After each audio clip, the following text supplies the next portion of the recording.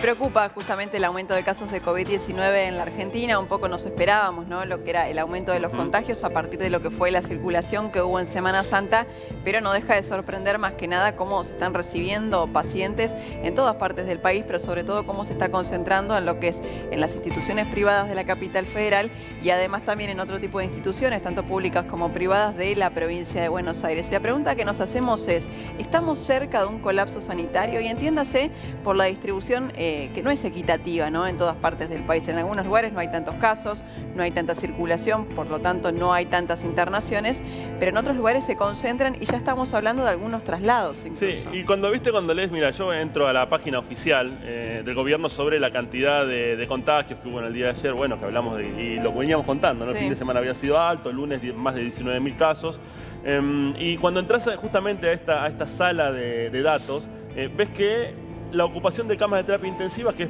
promedio, bien como decías vos, Valen, superó el 60% ya en todo el país, que es un número que le costó llegar en la primera ola de la pandemia, ¿no? Y en la zona metropolitana estamos casi en el 68% ya. Pero bien como decías vos, esto data de un promedio. Claro. Hay muchos hospitales que tienen pocas camas ocupadas, pero hay tantísimos otros, principalmente en lo que tiene que ver con la ciudad de Buenos Aires, el sector privado, ¿no? UGE está totalmente colapsado, ya está colapsado. En la ciudad bueno, lo dijo Goyan ayer, dice, no es que no vamos a tener camas, estamos no teniendo, o sea, es una situación que hay que poner en presente para tener en cuenta la gravedad que estamos teniendo. A ver, creo que lo mencionamos ayer, muchos sanatorios privados ya están, como pasó el año pasado, contratando hoteles para trasladar allí a los pacientes ya en el estadio final, digamos, que tienen algo muy leve realmente, que no tienen situación de gravedad. Recordarás que el año pasado se había habilitado incluso Tecnópolis. Sí. ¿Te acordás? Bueno, o sea, aquellas personas también, que no tenían dónde aislarse claro, en el gobierno ayer se estaba evaluando este plan muy minuciosamente de cómo dar respuesta en caso de un colapso sanitario, que ojalá no suceda. Vamos a ver qué es lo que pasa. Todo depende, ¿sabes de qué? También la llegada de más vacunas. Te diría que esto va de la mano con eso y es lo que más preocupa al presidente hoy por hoy. Hoy está dado de alta el presidente y va a mantener también reuniones virtuales sobre este tema, a ver cómo se gestionan más vacunas, porque es lo que está faltando ahí hasta este viernes. Pero nada más. El colapso es hoy, Gus, el colapso es hoy. Y la vacuna no te asegura la inmunidad hoy. No, bueno, tenemos la prueba máxima de lo que pasó con Mauro Viale.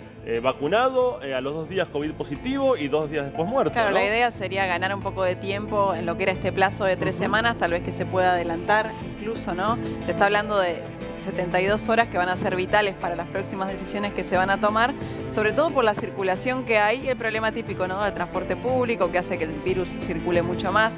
¿Qué podría llegar a pasar con las clases? Que también se ha confirmado que no son de mayor riesgo, ¿no? Tanto las para clases los va a pasar lo que profesores. pasaba, claro, tal como explicábamos, no se van a cerrar las escuelas, pero sí, cuando salten casos, digamos, pueden haber cierres parciales por las burbujas. Es distinto en la provincia de Buenos Aires.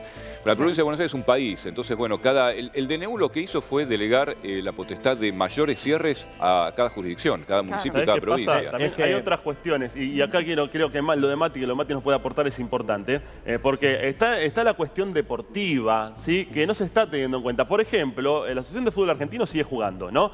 Pero no solamente sigue jugando el deporte al aire libre, lo que es futsal, donde supuestamente los deportes bajo techo solamente se pueden reunir a 10 personas, también se sigue disputando. Y hay 30, 40 personas adentro de cada lugar con mucho amontonamiento. La verdad no es esencial. Bueno, igual no es significativo. En Uruguay, por ejemplo, los deportes bajo techo quedaron suspendidos, no así el campeonato uruguayo de primera. Lo mismo va a ocurrir, es decir, el fútbol argentino no va a parar porque también, aún sin público, con todo lo que representa económicamente como pérdida para los clubes, esa industria, digamos, no va a cerrar. Y después, en cuanto a esto que mencionaba Gus de la presencialidad en las aulas, la realidad es que en la medida que se sostengan estos casos, por lógica, se van a ir ampliando las situaciones en las que se van a tener que aislar a la mayoría de las aulas. Se va a dar naturalmente. Naturalmente ese es el tema. se va a perder la presencialidad. Por contactos estrechos, por contagios. Y de hecho, burbujas cerradas, cursos cerrados, escuelas cerradas. Y una de las cuestiones en las que se comenzó a trabajar el año pasado, pero obviamente te lleva por delante, sobre todo en el contexto de la Argentina y de todos los problemas que conocemos, es otra vez la situación de aquellos chicos que van a quedar desconectados del aula, que digitalmente no pueden acceder. Sí, el año pasado fue catastrófico, realmente. Es uno también de los daños colaterales, digamos. Bueno, pero yo creo que se aprendió, todos aprendimos del año pasado, por eso la idea es hacer cierres focalizados, si existieran. Ayer se asombró mucho el gobierno, mucha preocupación por lo que dijeron los expertos. ¿sí? También ayer hubo muchas reuniones en gobierno, después vamos a ver los detalles. Siempre fueron al mediodía, a la tarde. Los expertos, pero de todo tipo, Hubo también de la Asociación de Psiquiatras, no es solamente epidemiólogos, digamos, o infectólogos. Pasa que hay que endurecer. Los números que están teorizando para el fin de semana dan miedo realmente, ¿no? Es que estaba previsto llegar a los situación. 35.000 aproximadamente, ese es el tema. Igual la pregunta es, ¿hicimos algo mal? ¿Se podría haber evitado? No, ¿O esto naturalmente se da a partir de las nuevas cepas que hay, que seguramente se contagian mucho más fácil, más rápido? Es que el tema es Hubo que cierta algunos apertura natural también. ya no hablan de segunda ola, sino de nueva pandemia, que es mucho más fuerte, ese es el tema. Entonces, las respuestas tienen que ser distintas. La idea fundamental del gobierno es no tocar la actividad económica ni cerrar las escuelas. Bueno, pero hasta que se sostenga, digamos. Ayer se generaron nuevas restricciones, ¿no? El transporte público solo para esenciales, supuestamente. Ayer veíamos una línea, un pasillo. El pasillo que está, vieron que muchas estaciones tienen, subís al tren por el medio y tenés los dos andenes. Uno va para un lado, otro para el otro. Donde no podías pasar caminando entre medio de la cantidad de gente que había. Estamos hablando de que supuestamente solo los esenciales. Todos esos eran esenciales en una sola estación. Pero hay 70 ítems de personas que son consideradas esenciales y que pueden transitar tranquilamente con su, tenés los autorizados con su certificado. también. Entonces realmente ayer, es muy probable que sean. ¿Qué porcentaje puede llegar a haber de personas que no eran esenciales dentro de lo que veíamos? Además de que está el resto del país donde el transporte público es mucho más limitado que en la capital federal. No existe el y tren, tal vez no existe es el una subte. línea de colectivo que te lleva hasta el centro y que vayan todos los que puedan, la realidad, ¿no? Somos unos privilegiados acá en Buenos Aires cuando estamos viendo que tenemos trenes, subte, colectivo. Ayer, por ejemplo, tomaba el colectivo y lo que sí noté es que había menos gente respecto a la semana pasada, pero también se da una cuestión.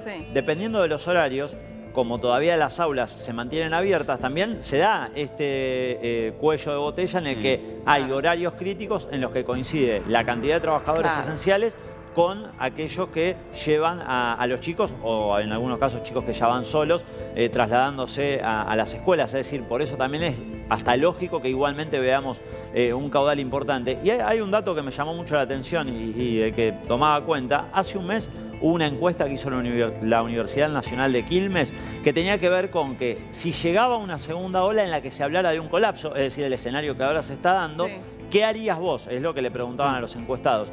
Y sorprendentemente, porque muchas veces ¿cuál es la sensación que nos queda? La gente no avalaría o no haría una restricción. El 40% contestó tomaría medidas muy estrictas hasta durante un mes.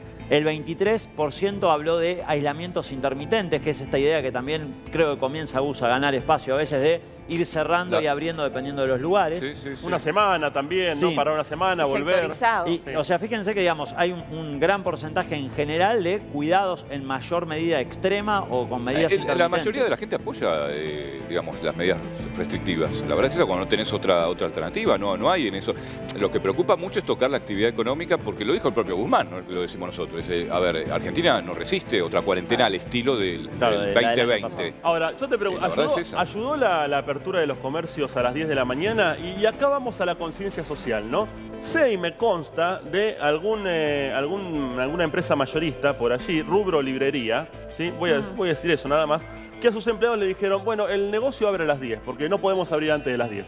Pero ustedes entran a trabajar a las 8 igual y trabajamos todos acá adentro. Si el fin es evitar la circulación a las 8 de la mañana, y que la gente vaya a trabajar 2 horas después, ¿para qué? Para que no se provoque ese amontonamiento de gente, ahí el empresario no está ayudando. Entonces, si no tomamos la conciencia en la circulación, en las fiestas clandestinas, que siempre veíamos imágenes que íbamos a estar compartiendo, que son bochornosas realmente, bochornosas, y si no toman conciencia también los empresarios de que es necesario acatar lo que nos están pidiendo porque es para cuidarnos entre todos, es muy difícil frenar ahí está el tema. Yo diría, más que nada en esas cuestiones en que no se respeta lo recreativo, las actividades sociales, ahí está el ataque que está pensando también el gobierno en endurecer, porque la verdad, también Leo, los contagios no se dan, está comprobado en las fábricas, en las industrias, en la actividad comercial, que hay protocolo. Por eso la gastronomía tan preocupada también. Uno lo respeta más, otro menos. Que no lo respeta tendrá multa, clausura, acta, etcétera.